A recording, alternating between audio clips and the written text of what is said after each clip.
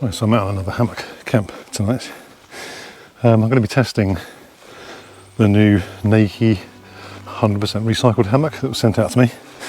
I've also got a couple of new pieces of equipment. So I've got a new bug mesh and a new light, which could be very interesting.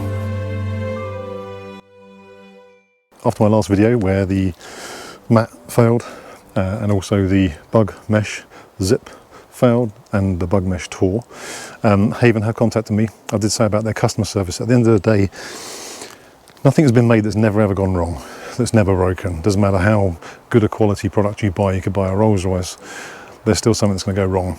But it's how you are looked after in the event of an issue by customer services. So Tim and Derek contacted me and they are already sending me out a new prototype bug mesh that they designed for the Haven XL. And apparently there's been a problem with it being quite tight, so they've changed this now. So I'm going to be testing out that prototype when it lands. And they've also sent me out a new mat. I could try and fix the mat and I will have a look at it, but you know, bless them, thanks guys, they're sending me out a new mat as well. So it is about how you are looked after. So if you've ordered a Haven hammock or you've got one off the back of one of my reviews and you're concerned after my last video, don't be worried, they will look after you. So I'm going to get the tree straps up. I've got the hammock up first, but I've also got this new bug mesh. So this is an integrated, it's not integrated, it's a separate bug mesh that goes around the hammock. So you can use this on any hammock that doesn't have a bug mesh as standard. And then in the winter when you don't need a bug mesh because there's not so many bugs about, you can do without it, and it reduces the weight obviously of your pack. But basically it threads through the middle of this. There's a central zip to get in and out. It's got a guy line that goes across the top, or a ridge line, so it hooks onto that, keeps it up out of your face, and also it's got a hook inside as well so you can hang your lantern. Hashtag hug a tree. Come on, you know the hashtag. So the hammock has got a little pocket on the side of it, but the bug mesh has one as well. So it's quite a little handy little pocket. You can keep bits and pieces in outside of your hammock. So essentially what I need to do is unzip this and then thread the hammock through one end and out the other so it covers it. So what I'm going to do is I'm going to unzip the front section.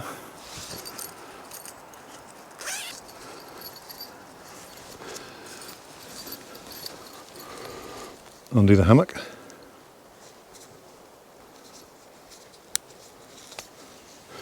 And then thread it through. There's like a little sleeve at the end here. And then reconnect the hammock. First time I've done this, so in theory now I can just drag this down.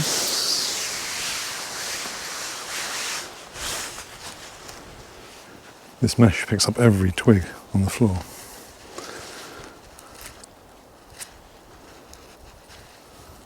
Literally, it's like Velcro for twigs.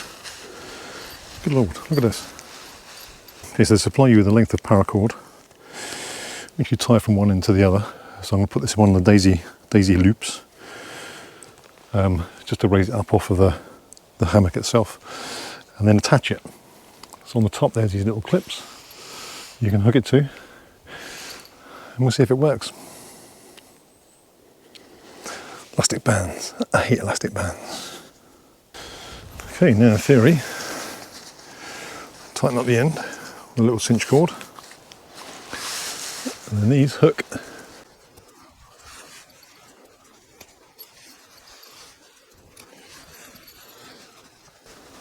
onto the paracord.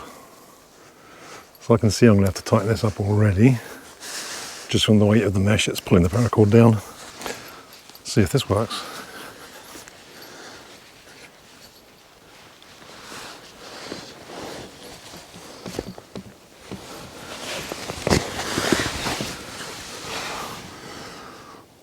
Spot on.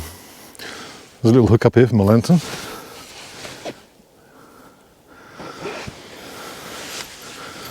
Obviously it's not as easy to get in and out of as a full width zip, but yeah, this works perfectly well. I think the bug mesh was about 15 quid. I'll put a link in the description below if you do want to order one. If you've got a hammock that doesn't have a bug mesh on it, it might be the one for you. It's so quiet here. I've spent about 20 minutes just laying in the hammock, getting the feel of it. It seems very comfortable. The bug mesh I'm quite impressed with. It's very high off the face, so there's loads of space inside it, and it works quite well. As I mentioned inside, when the under blanket moves about and is not up properly on one side, you can actually just reach over the hammock and lift it up. Whereas on the one wind, which has got the built-in bug mesh, which is great, you have to actually undo the bug mesh to get to it. And obviously if the zip's at one end or the other, it's a bit of a pain. So that works quite well. It's not as easy to get in and out with that bug mesh, but it works absolutely fine. So yeah, I'm looking forward to a nice, hopefully comfy night's sleep. I remembered to get the alcohol version of the Copperberg this time, so I'm not drinking alcohol-free fruit juice. Strawberry and kiwi. Sorry. Strawberry and lime. I'm looking forward to sleeping in that tonight. So far, I've been pretty impressed with it for a, you know, a company that has made a hammock out of 100% recycled product. It's pretty good. It's not the cheapest hammock out there, but it's a decent quality one. So I do believe you get what you pay for. Anyone who knows me knows I like budget gear, and I have very often bought a cheaper product because I wanted to save money. I don't always believe that buying more expensive is better, but on many occasions I've bought a cheap product, it hasn't worked. I bought another cheap product, it hasn't worked. Then I've gone and bought the expensive one anyway. So it's a bit of a false economy. At the end of the day, I think for the cost of that, it's not a vast amount of money. It's not break the bank expensive.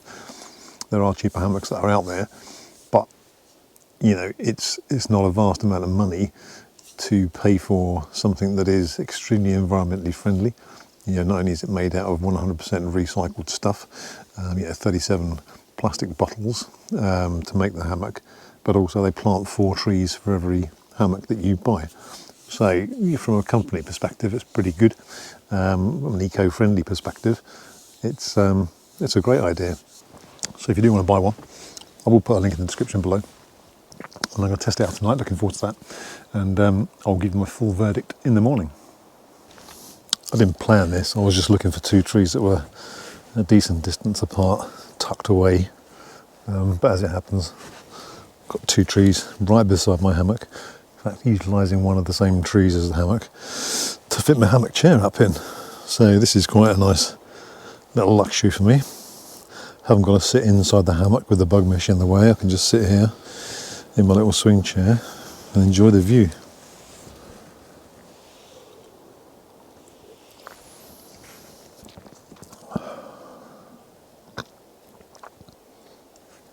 So I just want to take this opportunity to say a big thank you to everyone who watches my videos and subscribes. I've just hit the 7,000 subscriber mark, which is unbelievable. I didn't think I was going to get anywhere near this amount. I think I hit 1,000 my first year, 11 months, and then another 6,000 in the next. So yeah, it's been a bit of a roller coaster journey, and I've enjoyed every minute of it. But a big thanks to everybody who subscribes. Obviously, not from subscriptions but from views, I do make a small amount of money from YouTube, and that goes towards helping me buy equipment to review and show you guys, and hopefully it's of use to you as well. And also a thank you to people who donate on the Buy Me a Coffee page. So if you do want to donate, there is a Buy Me a Coffee link down below. Everything that I get from that goes back into the channel and helps to do reviews, and also pay towards going camping and equipment that I buy for it. On top of that, now there is a new thing on YouTube, which is the thanks button. So if you look below where you've got your thumbs up, subscribe, there's now a thanks button. So you can be a subscriber who hits thanks. It allows you to choose a donation. You can pay towards a channel. You also get highlighted comments. So your comment get highlighted in the section, in the comment section below. So if you leave a comment, it will pop it up. And also you can get shout outs as well. So it will come up on the screen with your information. So I'll make a big list of everybody who does that as well. So if you do want to help donate towards the channel, hit the thanks button, follow the instructions, and that'd be great. And a massive thanks to everybody again just for watching and following and subscribing to the channel. And instead of buy me a coffee, you can buy me a beer or a cider. If you do, I'll give you a shout out on the channel and a big thanks.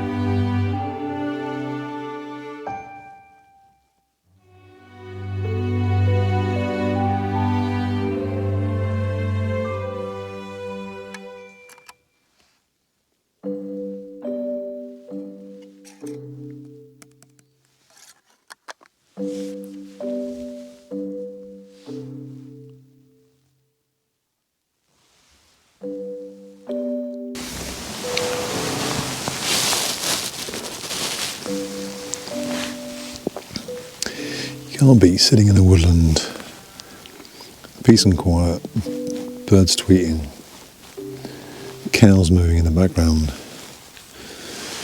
and a good cup of coffee.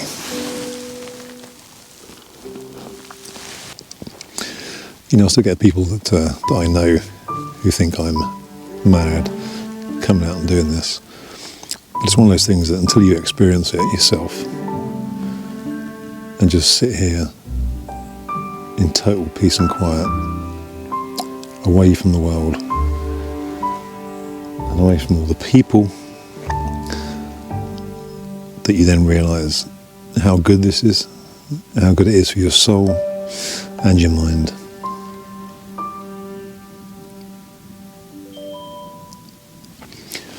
So anyone watching this who hasn't been wild camping before, there's a lot of trepidation and fears and worries about things that go bump in the night and weird noises, and I've had a few.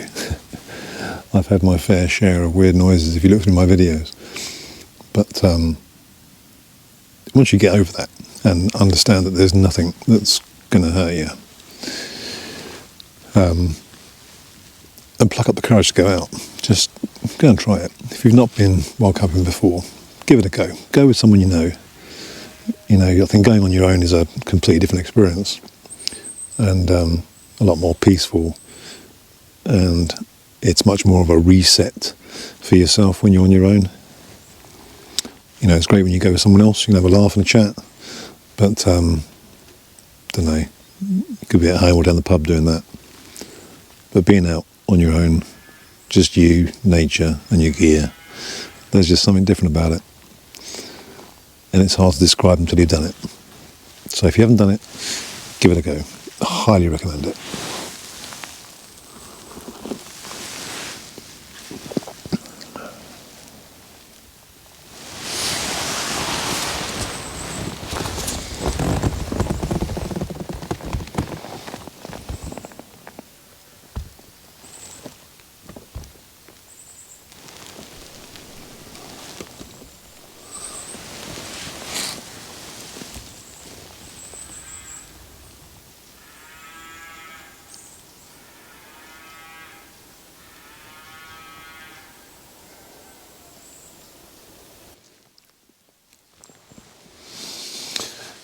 Yakitori chicken, soba noodles. I feel I'm getting a bit monotonous with my food on my channel. No one seems to comment. I have the same food all the time. So whether you're interested in what I eat or you couldn't care less, be interested to know. Comment below. Tell me if you think I should try something different. Maybe suggest what I should try. I do tend to use these cup pop type needles simply because they're quick and easy to do. Because I tend to go out on a school night after work, wherever I am in the country, then I have to try and grab something quick and easy to do. Maybe if I get out for a weekend camp, I'll do a fry-up breakfast and some burgers of an evening, something like that, which I have done in the past with my Trangia, and I enjoyed doing it. It was nice, but that was when I had time to do it. So now I don't seem to have any time. But these are very good. Yeah. Tell me if you could give a hoot if you want to know what food I eat or not. That's right. Right, it's about 10 o'clock now. I'm going to hit the sack and hopefully get a nice enjoyable night's sleep in this hammock. If nothing else happens in the night, then I'll see you guys in the morning.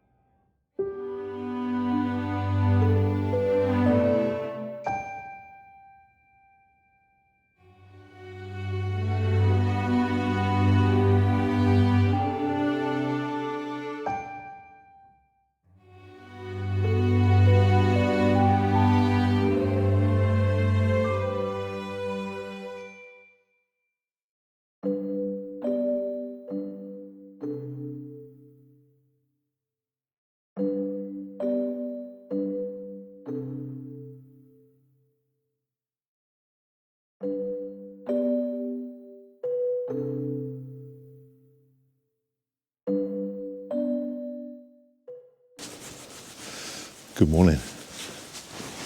It's a bit chilly. It's nice though. I was hoping to get a sunrise this morning, but there's a thick bank of fog that's come through. But yeah, it was a good night. I had a decent sleep. I did find that, I think as I said originally when I was looking at getting a hammock, that I wanted a flat lay, and the reason behind that was laying in a banana shape. What I found was in my hammock at home in the garden that my head, neck, shoulders, back can curve, and that's fine, yeah, to the shape of the hammock. But when my legs go up that way, maybe it's the length of my legs that doesn't help, I don't know. My knees don't bend upwards. My knees bend that way. So that pressure going up, if I'm laying flat on my back, it puts a lot of pressure down on my knees. So after about 15 minutes or so, the back of my knees are absolutely killing me. So I did find that a bit awkward. Laying on my side, which is what I did the majority of the night, was absolutely fine. I slept okay. I did this morning, I had half an hour just laying here, and I shuffled down a bit, so my feet were a lot higher than me, and I think that took the pressure off the knees.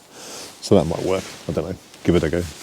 But I'm still using the Aegis Max tiny quilt, and I don't know what temperature it got down to last night. I'll have to check. But toasty warming, that's still going well.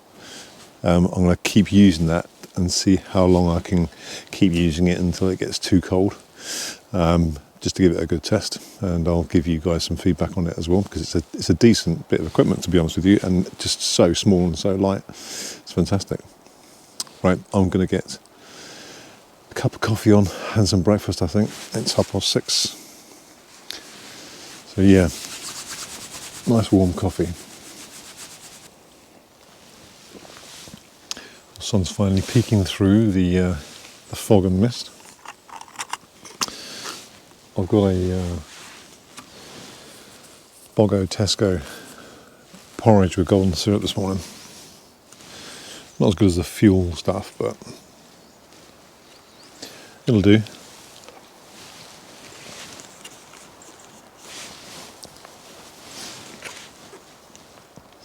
It's warm. It's just gone 7 o'clock now, and it is such a lovely morning. It is really nice. So yeah, my thoughts on the hammock. I'm impressed with it. Good quality. It was comfortable last night. I got a really good side lay, so I managed to sleep fine. Had a decent night's sleep. Woke up a couple of times, but nothing new for me. I'm going to try it out more, so I'm going to test it again. Next time I get a chance to go out. My next camp will probably be in the Haven hammock though, because they're sending me out a new bug mesh and a new mat. As I said before, they've got a new prototype bug mesh that will hopefully resolve the tight issue of the zips. But I will get this out again and I'll give you a full and final verdict on it. It needs a bit more tweaking and adjusting, I think, for me. So once that gets sorted, I think it'll be absolutely fine. And it works really well with this bug mesh. So I'll put a link in the description below for the bug mesh. It's only cheap, but I think it's almost better than having a zipped in bug mesh, just because I can access the pockets on the outside, and I can also access the underquilt. So last night I just checked it and moved it a couple of times, and it's much easier. Here I'm going to unzip it and faff around, so that works quite well. I do need to get it higher up though, so now I know how this sits. It goes quite low. I'm going to raise it right up to the same level as the tarp, basically. So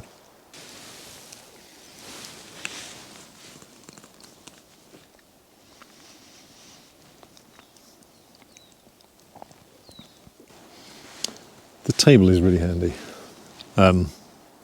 There's tons of places around here to cook on and to set your stuff up on. Like, for example, right there's a cut down tree that's overgrown with moss, and my stove and bits and pieces are on there. But it's not always right beside you where you're sitting, so it's handy to be able to have something like this to just put in the right place, exactly where you want it. Everything to hand. Just makes life a lot easier. Okay, that's me all packed up. This is where I was. Leaves no trace, as always. Hope you enjoyed the video, guys. Hopefully only a short one. If you did, hit a thumbs up. Remember, there's a thanks button now down below. If you want to contribute and donate towards the channel, then hit that, and much appreciated. I'll see you all on the next one.